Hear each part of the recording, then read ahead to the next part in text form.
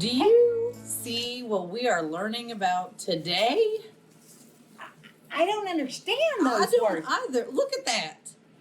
I Those don't- are huge words. Those are huge words. Who should we ask? Oh. I bet Dad knows what they are. Yeah. Hey, Dad. Hey kids, what are you doing? We need help with these words. Oh, the words up on the board? Yeah. Oh, that says multiple representations. Okay. Well, just like us, we're 3 different scarecrows. We are multiple representations of the scarecrow community. Now, come on kids, y'all let Miss Benson, Miss Voss do their work and you will be able to watch their video later. Okay. See you later, everybody. Hi, guys.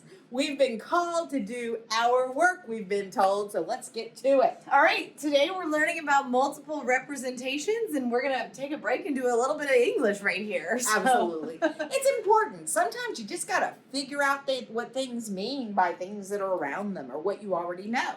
The word multiple means more than one. We know that. Oh, we got that one. That's easy. Absolutely. Now we've got a word called, or that says, representations. And that means the way you show things. Okay? Okay. So we've got more than one way of showing something. Oh. All right, so let's Okay. practice and see what that means. All right, so let's look at a kind of silly example first. Get our brain juices flowing. Absolutely. Okay. And again, where are we? We're The on the farm. farm. So we've got some chickens. Aren't they so cute? And we know the chicken dance. I mean, we're not going to show them Oh, right no, now. not right now. But we will show you later. Another time. Because we're really good at it. All right. So we are going to list, and y'all can do this at home by yourself, no worries, but we're going to list off different ways to represent this picture. Okay? And I bet once we give you one, you'll be able to come up with a bunch of Absolutely. other ways. Because a lot of people are going to say, what do you mean? You want me to represent 5 chickens in another way? You're strange. That's what they're thinking, that I we're mean, strange. That's okay. We are, and it's okay because we love math. But let us show you at least one way to do this. What's an example? Miss Benson? So one very easy way would be 5. 5. That's one way to represent these chickens.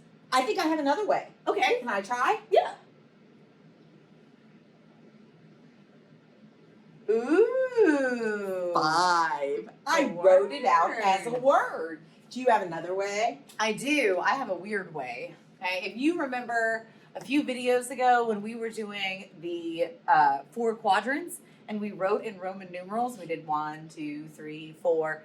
I'm going to do 5 in Roman numerals. And in Roman Ooh. numerals, 5 is a V. There you go. And I have another way. Can I do my way? Yeah. I'm excited. Don't look. Okay.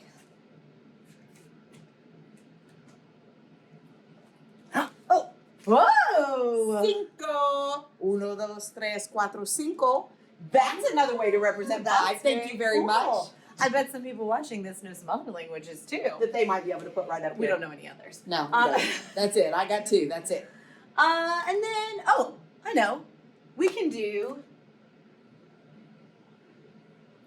The tally good marks. old tally marks. And All if right? you have any other ways, feel free to add them to your paper. Absolutely. Share them with us because I can't think of any more. Oh, yeah. So I'd Let love us to know. see your answers. Now we're going to talk about more than one way to show a graph. Okay, and we've done a few of these. So over the last couple of videos, you've seen us graph points. We have. We made tables. We did. And then we took the points from those tables and put them into a list. We did. So we've done those 3 things that were all pretty easy. So those are 3 ways that we can represent a graph. And there are 2 others that we're going to talk about today that you may or may not know about, but you're going to need them for the rest of this unit. Right. Okay? So we can also represent a graph with an equation, and we'll be talking more about that later. And we can also use words. There All we right. go. So one of our little chicken friends is back, and he is giving us an equation. And you may have seen an equation like this in 7th grade, or maybe like a shortened version of it. And we'll be explaining exactly what that equation means in a different video. But for now, just know that's one way to show a graph. And we're gonna turn it into all of the other ways. Okay. Okay? And Absolutely. one that we've done before is words. So you have a paper with like fish on it way back somewhere with a bunch of keywords that mean multiplying and adding and subtracting, and we're going to use those words to turn this into a sentence. Okay, now we've come up with one sentence that Miss Benson is going to show you, but there are other options as well. So go ahead, we're going to read you ours, and then maybe challenge yourself to think of a different way to do it as well. So we just read out one. We said y equals the product, because that means multiplication, of -2 and x increased by 1. And there are other ways to do it. We learned a lot of words that mean multiplication and addition. So Right. if you want to write your own sentence, go for it. All right. Okay? So the first thing we're going to talk about is this table up here. And previously, I think when you were given an equation, you learned to plug in your x value to derive or come up with your x value. Okay? Well, we're going to use our best friend in mathematics and here in Virginia, and that's Desmos. Okay? So what I'm going to do here is I'm going to go ahead and take that part of the equation and type it directly in Desmos. So I'm going to do -2, and then I'm going to come over here, put in an X, use your keyboard, it's so much easier, and I'm going to add 1 and go to my next line. Okay? Now here on this table, I've been given X values. So I'm going to type here X equals, all right, I'm going to go back, and I'm going to put in the -1. And it tells me that when I plug in an x value of -1 into this equation, it gives me a 3. That means that y equals 3. All right, I'm just going to pop right here, and I'm going to go backwards.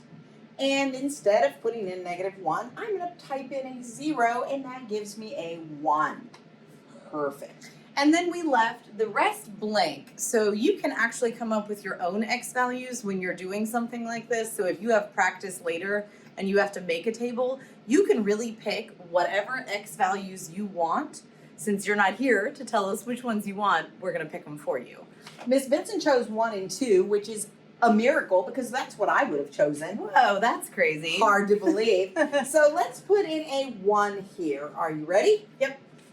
1, the output is -1. That means my y is -1. And then I'm going to put in her next number, which is a 2. And guess what that gives me? -3.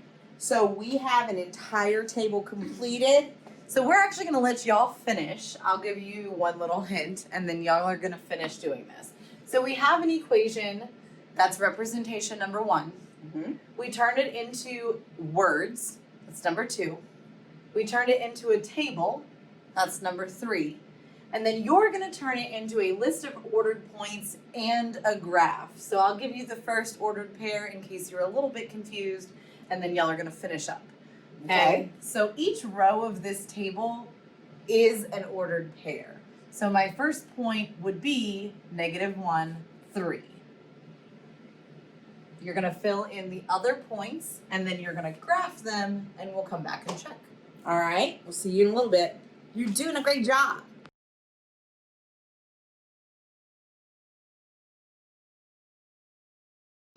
Alrighty, so here they are all finished up. There's your list of points. The purple is the new stuff.